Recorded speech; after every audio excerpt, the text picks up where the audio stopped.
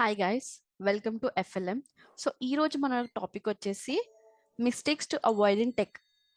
అసలు ఇది ఏంటి అంటే జనరల్గా ఫ్రెషర్స్ అనేది టెక్ ఇండస్ట్రీకి ఇంటర్న్షిప్ కోసం వెళ్ళినా లేదంటే వాళ్ళ ఫస్ట్ జాబ్ అయితే ఏ మిస్టేక్స్ చాలా కామన్గా జరుగుతుంటాయి. సో వాటిని ఎలా అవాయిడ్ చేయాలనేది ఇందులో తెలుసుకుందాం.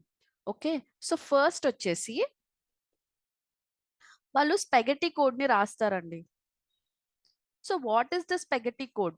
స్పెగటీ కోడ్ అంటే అన్‌స్ట్రక్చర్డ్ కోడ్ అండి. ఓకే, ఈ అన్‌స్ట్రక్చర్డ్ కోడ్ రాయడం వల్ల చాలా కన్‌ఫ్యూజన్స్ క్రియేట్ అయితాయి. లైక్ చాలా కామెంట్స్ కానివ్వండి, ఇర్రెగ్యులర్ కామెంట్స్ అవన్నీ చిన్న చిన్నవి. కానీ ప్రాపర్ స్ట్రక్చర్‌గా లేకుండా కూడా కొంతమంది కోడ్ రాస్తూ ఉంటారు. సో దాన్ని స్పెగటీ కోడ్ అంటాము. ఇది జనరల్‌గా చిన్న చిన్న ప్రాజెక్ట్స్‌లో కానివ్వండి అలా ఉండదు. లైక్ పెద్ద పెద్ద ఎంఎన్‌సీస్‌లో చాలా పెద్ద పెద్ద ప్రాజెక్ట్స్‌ని మనం క్రియేట్ చేసేటప్పుడు అప్పుడు మనకి ఈ స్పెగటీ కోడ్ మిస్టేక్స్ అనేటివి జరుగుతాయి. సో దీన్ని మనం అవాయిడ్ చేయనీకి మన దగ్గర సపోజ్ నేను ఒక ఎగ్జాంపుల్ తీసుకుంటున్నాను. నేను ఒక ఫుల్ స్టాక్ వెబ్‌సైట్‌ని నేను డిజైన్ చేద్దాం అనుకుంటున్నాను. ఓకే, ఒక ఫుల్ స్టాక్ వెబ్‌సైట్‌ని నేను క్రియేట్ చేద్దాం అనుకున్నప్పుడు దాంట్లో ఒక ఎంవీసీ ఆర్కిటెక్చర్ అని ఒకటి ఉంటది. ఎంవీసీ ఆర్కిటెక్చర్ ప్యాటర్న్ అని. ఓకే, సో దీని ప్రకారం ఏంటి అంటే నేను బ్యాక్ ఎండ్‌లో అప్లికేషన్ డిజైన్ చేసేటప్పుడు కంట్రోలర్, ఓకే, ఆ తర్వాత సర్వీస్ లేయర్ అని, ఆ తర్వాత రెపాజిటరీ లేయర్ అని ఇలా ఉంటుంది. డిఫరెంట్ డిఫరెంట్ లేయర్స్ ఉంటాయి. సో కంట్రోలర్‌లో వచ్చేసరికి దాని యొక్క యూఆర్ఎల్స్ పెట్టడం గానీ, సర్వీస్ లేయర్‌లో దాని యొక్క ప్రోగ్రామ్స్, రెపాజిటరీ లేయర్స్‌లో డేటాబేస్‌కి సంబంధించినవి. సో ఇలా సెపరేట్‌గా దాని యొక్క ప్యాకేజ్ స్ట్రక్చర్‌లో వెళ్తూ పెట్టాలి క్లాసెస్. అలా పెట్టకుండా like different classes, multiple classes create చేసేసి ఒకటి డేటాబేస్, ఒకటి సర్వీస్ లేయర్, ఒకటి కంట్రోలర్ లేయర్ ఇట్లా కాకుండా అన్ని ఫైల్స్ పెట్టేసామనుకోండి, ఒక కన్‌ఫ్యూజన్ అనేది క్రియేట్ అయిపోతది. ఇప్పుడు ఫ్యూచర్‌లో మనం ఒక ఫీచర్ డేటాబేస్‌లో యాడ్ చేయాలన్నా, లేదంటే కంట్రోలర్‌లో ఇంకొక యూఆర్ఎల్ యాడ్ చేయాలి అన్నా, మనం మళ్ళీ మొత్తం చూసుకోవాలి.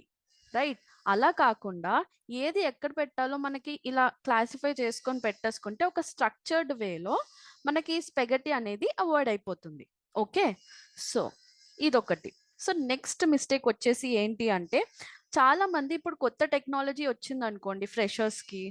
కొత్త టెక్నాలజీ వస్తే పాత టెక్నాలజీలో అసలు ఏముండదు. ఇంకా కొత్త టెక్నాలజీ వైపే అందరూ పోవాలి అనుకుంటారు. ఇప్పుడు ఆర్టిఫిషియల్ ఇంటెలిజెన్సే వచ్చింది. ఓకే, ఆర్టిఫిషియల్ ఇంటెలిజెన్స్, మెషిన్ లెర్నింగే వచ్చింది. అలా అని పాత టెక్నాలజీని వదిలేస్తారా? లేదు కదా! పాత టెక్నాలజీలో కూడా అది ఊరికేనే ఉండదు కదా! చాలా డెప్త్ అనే ఉంటది. సో, ఇలాంటివి మనం నేర్చుకోవాల్సినప్పుడు మనకి టీ అప్రోచ్ అనేది చాలా ఫేమస్. ఈ టీ అప్రోచ్ అనేది ఏంటి అంటే, ఒక్క దాంట్లో మనం చాలా డెప్త్‌గా, పర్ఫెక్ట్‌గా ఉండాలి. ఓకే, డెప్త్‌గా, పర్ఫెక్ట్‌గా ఉండి, ఇక్కడ పైన ఏంటి అంటే, ఏదన్నా న్యూగా వచ్చిన ఫ్రేమ్‌వర్క్ కానివ్వండి, అలాంటివి నేర్చుకుంటూ ఉంటే, అది మనకి యాడెడ్ అడ్వాంటేజ్ అవుతుంది. రైట్? బట్ ఓల్డ్‌ది ఒక దాంట్లో డెప్త్‌గా ఉండి, కొత్తవి నేర్చుకుంటే చాలా ప్లస్ పాయింట్ ఉంటుంది. ఓకే, ఇప్పుడు సపోజ్ మనము ఒక ఫ్రంట్ ఎండే తీసుకుందాం. ఓకే, ఫ్రంట్ ఎండ్‌లో హెచ్‌టీఎంఎల్, సీఎస్ఎస్, జావా స్క్రిప్ట్ ఇలా అన్నప్పుడు ఒక జావా స్క్రిప్ట్‌ది ఫ్రేమ్‌వర్క్ సపోజ్ రియాక్ట్ నేర్చుకున్నారనుకోండి, అప్పుడు మీకు ప్లస్ అవుతుంది. అలా అన్నమాట. సో నెక్స్ట్ వచ్చేసి నో ఒరిజినల్ ప్రాజెక్ట్స్. అసలు ఈ నో ఒరిజినల్ ప్రాజెక్ట్స్ ఏంటి అంటే చాలా మంది ఫ్రెషర్స్ ఏం చేస్తున్నారు ఇప్పుడు, ఏదన్నా కోర్స్‌లో నేర్చుకున్న ప్రాజెక్ట్స్ పెట్టడమో, లేదంటే యూట్యూబ్ ట్యుటోరియల్స్‌లో చూసిన ప్రాజెక్ట్స్ అనేటివి పెట్టేసుకుంటున్నారు. దాని బదులు మీరు మీ సొంతంగా నేర్చుకున్న లెర్నింగ్స్‌ని బట్టి మీరు ఏదైనా సొంతంగా ప్రాజెక్ట్ క్రియేట్ చేశారనుకోండి, దానివల్ల మీ నాలెడ్జ్ అనేది చాలా బెటర్ అవుతుంది. అలాగే రిక్రూటర్స్ మిమ్మల్ని అడిగినప్పుడు కూడా మీరు గిట్‌హబ్‌లో కోడ్ పెట్టుకొని చూపియొచ్చు. లైక్ ఇది మేము చేసినాము. దీనికి టైమ్ టేకింగే. లాంగ్ టైమే. ప్రాసెస్ పడుతుంది. బట్ ఫ్రూట్స్ అనేవి చాలా బావుంటాయి దీనికి. సో, అందుకే మీ ఒరిజినల్ ప్రాజెక్ట్స్, మీ థాట్స్, మీ లెర్నింగ్స్ పైన పెట్టండి. అప్పుడే మీకిది పాసిబుల్ అవుతుంది. సో, ఇంకొకటి ఏంటి అంటే, ఇప్పుడు ఫ్రెషర్స్ చేసే మిస్టేక్ వాళ్ళు చాలా యారోగెంట్‌గా ఉంటారు. ఓకే, చాలా యారోగెంట్‌గా ఉండి అండ్ ఈగోయిస్టిక్‌గా ఉంటారు.